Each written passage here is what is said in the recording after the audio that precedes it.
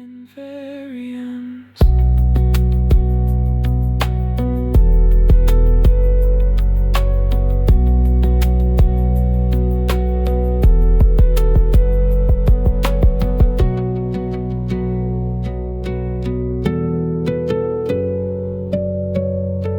Bonjour, Hello, on m'entend? Hello, comment on vas-tu? t'entend. Ok, super. En fait, j'ai mis 4, c'est pas que je veux défendre une autre religion, moi aussi je suis en fait comme toi, je suis libre exaministe et je rejette les dogmes. Mais je voulais faire une distinction dans le réalisme et dans les religions, quand tu parles de crédibilité, mais il y a une question d'incohérence dans le réalisme, c'est qu'il remonte pas à la cause unique. Il parle les Elohim, et il n'explique pas d'où ils viennent. Alors que les religions Ils expliquent. monothéistes, Non, ils expliquent d'où ils viennent. oui, mais leur origine, elle est pas, c'est pas une cause unique qui est leur origine, tu vois? Si. Comme, ouais, je connais pas bien le réalisme, hein, attention, c'est parce qu'on entend toujours les Les, Elohim ont fait ceci, les les Elohim ont fait Elohim, ceci. on Et est qu'est-ce qui nous-mêmes aurait Elohim. été, alors, qu'est-ce qui était à l'origine des Elohim alors? Qui les a D'autres, créés? d'autres Elohim. C'est ça, donc c'est divers, c'est une cause diverse, plurielle. Il y a plusieurs Elohim qui ont créé plusieurs Elohim, et ça remonte comme ça, c'est une chaîne infinie des Elohim, des Elohim, des Elohim. Tandis que dans les monothéismes, la cause première est unique, par-delà l'espace et le temps, et elle est sa propre cause, la cause moteur, comme disait Aristote. Donc Dieu, selon les religions monothéistes, Dieu est sa propre cause, et c'est lui qui est à l'origine de tout.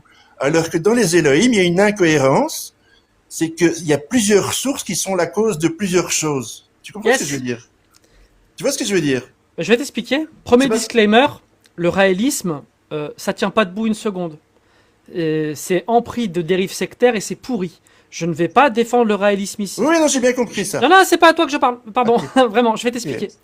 Je vais juste démontrer que le réalisme est plus crédible, non pas parce qu'il est, il est bien fait, parce qu'il est juste le fruit d'une accumulation de connaissances et qu'il a Exact. été inventé en 1970 et pas au 7e siècle, pas en l'an 1 et Exact. pas il y a 3000 ans. Et Le donc, coup de on va prendre l'ADN, sur le ton coup de argument. l'ADN dans S'il te plaît, l'arche s'il te de plaît, Noé, c'est pas mal, hein. non, reste d'abord sur ton argument. Ok. Ton argument, il est intéressant. Il est de dire qu'il y a une incohérence dans le réalisme parce qu'il y aurait une suite infinie de causes. C'est Et ça. donc, les religions chrétiennes, elles n'ont pas cette incohérence parce qu'elles reviennent à la cause première qui est Dieu, qui est soit incréé, soit autocréé. Toi, tu as choisi autocréé. Ok, il est sa cause de lui-même. Je sais même pas ce que ça veut dire.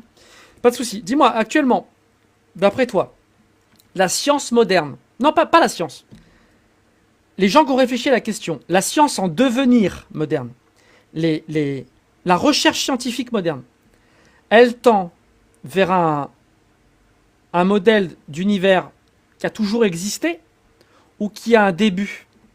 Alors, il y a les deux thèses. Parce que celle qui a toujours existé, ça sous-entend que l'infini existe. Or, l'infini est une incohérence ontologique. Et quand je parle de la cause, c'est une impossibilité Tu repars ontologique, sur autre chose. l'infini. Tu repars sur autre chose. C'est Si, si. que, c'est que, Attends, c'est que, avant d'expliquer. attends, Non, non, je non, continue. non. D'accord. Bah non, on va pas faire l'échange comme ça. J'aime Ok. que ce soit précis, clair pour les gens. Ok. La question, c'est pas encore de m'expliquer pourquoi ceci, pourquoi cela. Oui. La question c'est, à ton avis, les théories, les hypothèses, les modèles physiques actuels qui prennent en compte la gravité quantique, par exemple, donc les plus poussés, ils parlent d'un début ou ils parlent plutôt d'un univers infini, d'un enchaînement d'univers, d'un grand rebond, etc. Par définition, les deux, c'est pas tranché. On n'en sait rien par définition. Il y a des thèses qui disent effectivement, il y a eu un Big Crunch. On parle pas d'un Big Bang, mais d'un Big Crunch. C'est-à-dire un espace qui se dilate et qui se contracte de manière indéfinie, qui passe du tout au presque rien, du tout au presque rien de manière continue. Ça, effectivement, c'est une des thèses, le Big Crunch. Mais ça n'a pas de sens pour moi. Enfin, je suis loin d'avoir le savoir nécessaire. Mais effectivement, c'est une thèse, mais elle n'est pas tranchée. Elle n'est pas Alors, tranchée. il n'y a pas de souci. Attends. Oui. Tu vas comprendre. C'est pas tranché. Et c'est pas parce qu'il y a 3 théories modernes actuelles qui ont un univers infini que les 3 ont raison contre celle qui a un univers qui a un début. Attends, mais je suis pas croyant, moi. Je défends pas les religions, hein. Je suis athée, Je suis en train de parler moi. de physique, s'il te plaît. Moi aussi. D'accord. Ok. Les 3 gravité quantique à boucle, on va dire géométrie non commutative et théorie des cordes, les 3 sont infinis dans le passé. Donc, comme Raël, entre gros guillemets, s'il vous plaît. Et il y a des tests plus rares où il y a un début au temps. Bon, ça fait pas tellement consensus avec la gravité quantique, mais pas de souci. Donc, c'est pas tranché. Okay. C'est pas tranché. Ouais. D'accord. Donc, toutes ces thèses-là, qui proposent un univers infini dans le passé, on les fout à la poubelle, d'après toi? Non, je dis pas ça. Mais Si elle tu as... répond... Attends. Tu as dit ça mot pour mot. Laisse-moi répondre. Non, moi. non. Je vais répéter pourquoi tu as dit ça, et après tu me diras si je me trompe. Pourquoi j'affirme que tu dis ça, qu'il faut les jeter. Tu as commencé par dire Raël contient une incohérence. Oui. Donc c'est 3 théories scientifiques aussi. Non, je vais t'expliquer pourquoi. Parce que ces théories scientifiques qui parlent d'un univers qui aurait toujours existé, elles répondent pas, pour moi c'est incohérent, parce qu'elles répondent pas à la question de la cause première, au sens d'Aristote. Tu viens de dire que c'est 3... Excuse-moi, attends. Non. Mais attends, mais non, tu m'interromps chaque fois, donc je sais pas. Oui, c'est normal. À chaque fois que tu fais une incohérence, je vais te couper. Tu viens de dire, pour moi, tu viens de dire... Ah, s'il te plaît. Ma question était, est-ce que ces 3 théories, on les jette parce qu'elles sont incohérentes? Tu as dit, non, pas du tout, c'est pas ce que j'ai dit. Et quand tu commences ton explication, tu dis, pour moi, elles sont incohérentes parce qu'elles répondent pas à la question. Tu viens de te contredire. Je vais pas te laisser continuer alors qu'on ne comprend pas ce que tu dis. C'est pas une théorie, c'est qu'une hypothèse. Donc on peut pas jeter une hypothèse, ça n'a pas de sens. Elle est cohérente, cette hypothèse, oui ou non? Non, elle n'est pas cohérente parce qu'elle ne répond pas. Donc on la jette. Mais non. Mais tant qu'elle n'est pas prouvée, ça reste une hypothèse. Quelque chose d'incohérent peut être vrai? Et la cause du Big Bang, on la rejette aussi? Aucun rapport. Quelque chose d'incohérent. Non, mais la cause première, celle que l'univers serait, il y aurait un début et une fin. Donc le contraire du Big Crunch. Est-ce qu'on rejette cette thèse? Aucun rapport. Mais donc, non, tu rejettes. Je dis que je ne rejette pas une thèse, mais toi tu en rejettes une autre. J'ai pas. Tu es en train d'affirmer que le fait que l'univers aurait toujours existé, c'est une vérité et que on rejette les autres. C'est ça que tu dis en fait. J'ai dit ça? Mais oui, c'est ça que tu veux dire. D'accord, on rejette ça. Je dis non, on rejette rien. Les gens se feront leur opinion. Les gens m'ont entendu. Je l'ai peut-être pas dit, mais toi tu l'as entendu. Donc. Même tu l'as pas dit comme ça, mais ça sous-entend. J'ai dit ça. Ah, ça sous-entend, d'accord. Maintenant. On n'est pas en conflit là, ne sois pas. On discute un coup là. Ben oui.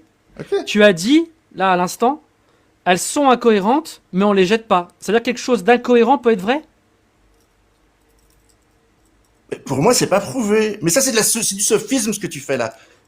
Ma question, une question est un sophisme. Une question est un sophisme. Oui. C'est quel sophisme?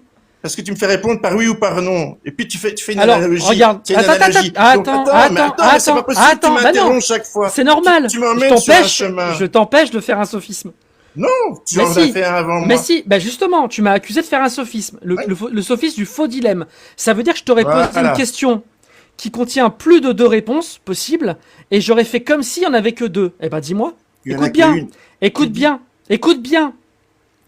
Est-ce que une hypothèse incohérente peut être vraie? Oui ou non? C'est quoi l'autre possibilité? Prouve que j'ai fait un sophisme. Non, tu vas me faire répondre. Je vais te répondre. Non, une hypothèse incohérente ne peut pas être vraie. Non. Et tu vas dire. Mais attends, putain, c'est pas possible. Non, on est en train de prouver le sophisme. Avec toi, c'est grave. Reste dans le truc. Je suis dans le truc, mais je vais pas faire une phrase. T'as dit que c'était un sophisme. T'as dit que c'était un sophisme. Mais je t'ai expliqué. J'étais en train de te l'expliquer. Mais non, tu l'expliquais pas. Il faut que tu me trouves une autre réponse possible que oui ou non. Vas-y, je t'écoute. C'est ça le sophisme. Tu m'obliges à répondre à oui ou non. Eh ben, donne-moi une autre réponse. Donne-moi une autre réponse que oui ou non. On n'en sait rien. Regarde la physique quantique. Non, je comprends pas. Mais attends, putain, laisse-moi au moins terminer. Regarde la physique quantique. Je t'écoute. La physique quantique et le chat de Schrödinger, ça paraît complètement incohérent. Le chat peut pas être mort ou vivant, et pourtant, ça semble incohérent. Donc oui, une hypothèse incohérente peut être vraie, comme elle peut être fausse.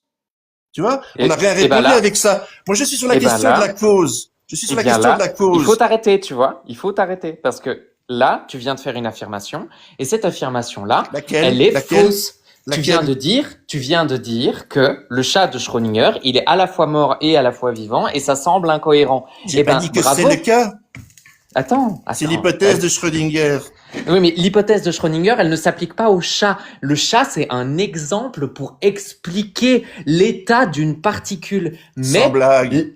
Mais la physique quantique ne s'applique pas à l'être vivant. Donc oui, c'est incohérent. Je sais, c'est à l'échelle des particules élémentaires. Je sais ça. Et puisque c'est incohérent, c'est faux et on le rejette. Un chat ne peut pas être à la fois mort et vivant. Et pourtant, les particules peuvent être dans deux états différents. Non, ouais, et c'est la mesure qui fixe son état. Yes. Et pourtant, je vais quand même expliquer pourquoi c'est faux, ça, en fait.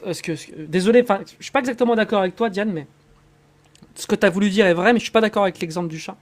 Mais en fait, là, je suis en train de parler. Écoute, s'il te plaît. Ouais. Je suis en train de parler d'affirmation. Donc, on n'est pas dans le monde de la réalité, là. On est dans le langage. Une phrase, une affirmation que je fais, suivant comment je la formule, elle rentre dans le tiers exclu ou non. Je peux formuler ça sous une question fermée ou pas. Oui, exact. Dans le cas, exactement, merci. Donc c'est une fausse analogie ce que tu fais. T'essaies de te sortir d'un mauvais pas, mais c'est honorable. Hein. En fait, moi, je formule toujours mes questions comme une question fermée, tout le temps, pour ne pas faire justement ce sophisme que tu dis. Tu comprends ? Alors que toi, ce que tu viens de faire... C'est ce que tu essayes de faire, je suis pas sûr que tu le fasses tout le temps, mais bon, c'est honorable aussi d'aller vers ça. Il faut que tu le prouves, et pour le prouver, tu dois me dire quelle est la troisième réponse possible, ou la quatrième, etc. Non, mais la question était posée... Et je vais expliquer pour le chat de Schrödinger. Dans le cas de Diane, bah oui, ce serait un faux dilemme que de dire il est vivant ou mort, alors qu'il peut être une superposition d'état des deux. Ce serait un faux dilemme que de dire oui ou non. Mais je t'ai pas posé cette question. Ce serait con de faire ça. Ce serait un faux dilemme. La question c'est... Est-ce qu'en mécanique quantique, un chat peut être à la fois vivant ou mort, ou non? Et là, la question ici, est-ce qu'une hypothèse incohérente peut être vraie? C'était ça notre point de départ. Ah, je finis pour te montrer que ton exemple est une fausse analogie. La bonne question, ça aurait été ça. Et là, ça aurait pas été une question avec une troisième possibilité. Mais maintenant, la question est-ce qu'une chose peut être vraie et incohérente à la fois? Voilà, ou autre chose. Oui, tout à fait. À ton avis? Oui. La preuve avec le chat de Schrödinger. Oh, il a pas écouté. Mais si j'ai écouté, c'est que je suis pas d'accord avec toi. Regarde, je te reformule un truc. C'est important. C'est important. Regarde. Attends, je répète, une chose incohérente peut être vraie, comme elle peut être fausse. Je me suis fait mordre par un animal hier soir. C'était un chat ou un chien? C'était un animal, j'en sais rien. Non, c'était un chat ou un chien? Réponds. Non, mais... Là, c'est un faux dilemme. Mais non, c'est pas un faux dilemme. C'est pas ça le faux dilemme. Il le détecte pas. Là, c'est un faux dilemme. Parce que ça pouvait être un renard. Par contre... ce que j'ai dit, c'est un animal. J'ai répondu, c'est un animal. Tu viens de dire que c'était pas un faux dilemme. Je viens de te faire réponds. Ben oui, c'était un faux dilemme. Je viens de te faire un faux dilemme, tu l'as pas détecté. On s'égare. Non, on s'égare pas. Les gens apprennent des choses, toi aussi. Moi aussi. J'apprends beaucoup sur moi-même, là. Je viens de te faire un faux dilemme en live et tu ne l'as pas reconnu. Par contre, si je t'avais dit, je me suis fait mordre par un animal, c'était un chat ou c'était pas un chat? Là, il n'y a pas de faux dilemme. Il n'y a pas d'autre possibilité. C'est soit un chat, soit pas un chat. Bon, je vais revenir au point de départ de ce que tu m'as dit. Bah non, tu retires le fait que j'ai fait un faux dilemme. C'est vraiment difficile de discuter avec toi. Mais oui, tu m'as accusé de faire un sophisme. Je dois tout t'expliquer pourquoi. Tu me prouveras pourquoi si tu me trouves une troisième réponse possible à la question. Laisse-moi t'expliquer pourquoi je dis ça. J'ai qu'une seule manière de répondre avec toi. Tu me diras si. Non, laisse-moi. Pourquoi je juge? C'est moi.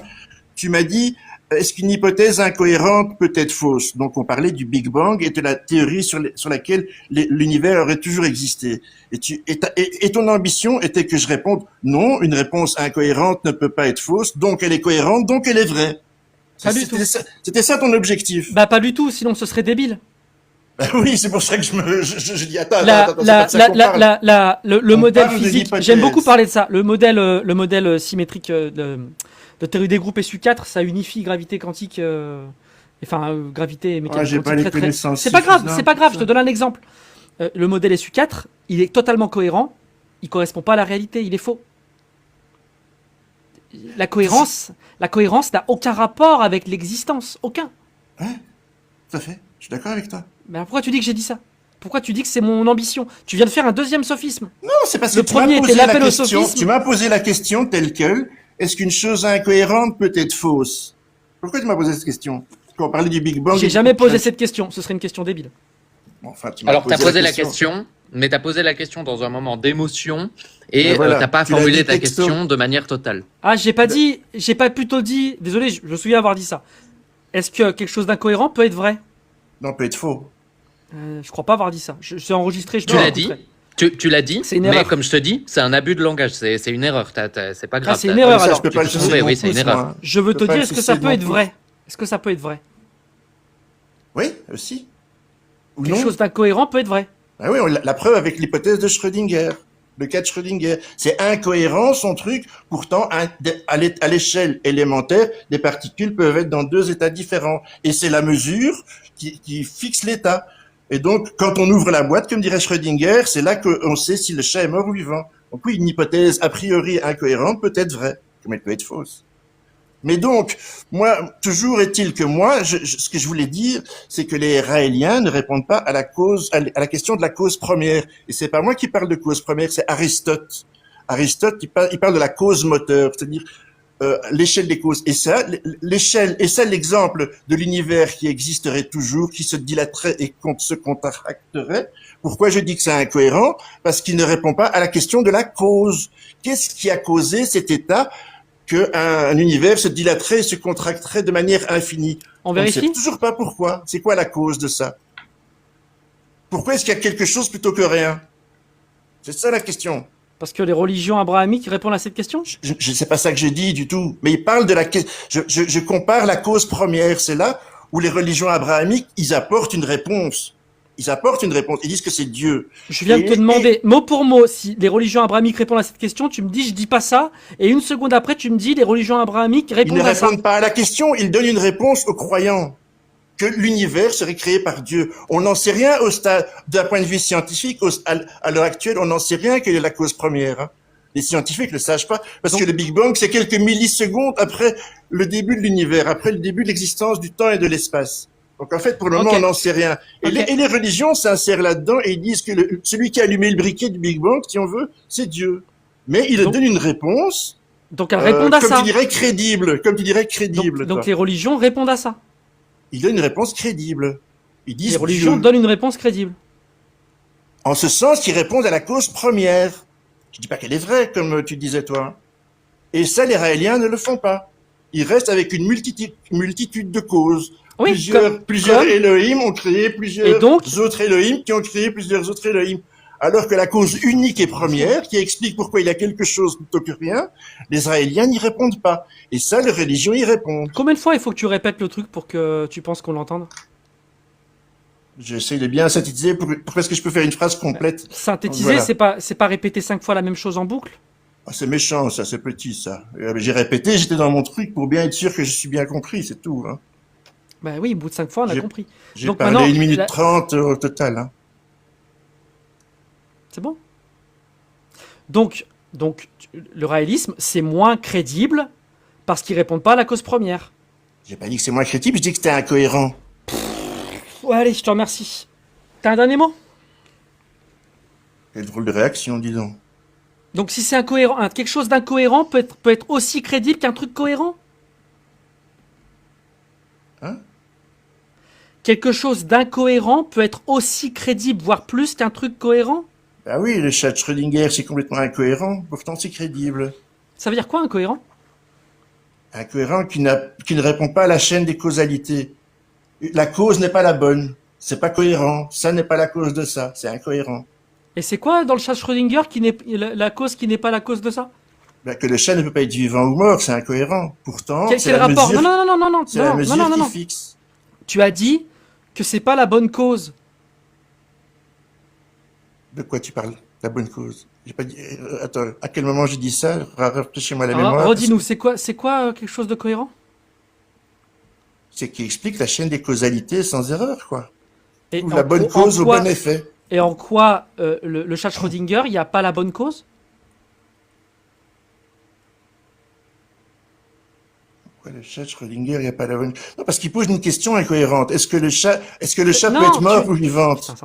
C'est ça que tu as dit cohérent, ça veut dire trouver les bonnes causes aux bons effets. C'est ça que tu as dit ou pas? Et donc, quand Schrödinger dit que le chat peut être ou mort ou vivant, il répond pas à la chaîne des causalités. Du coup, c'est quoi la mauvaise cause qu'il donne? Il n'en donne pas.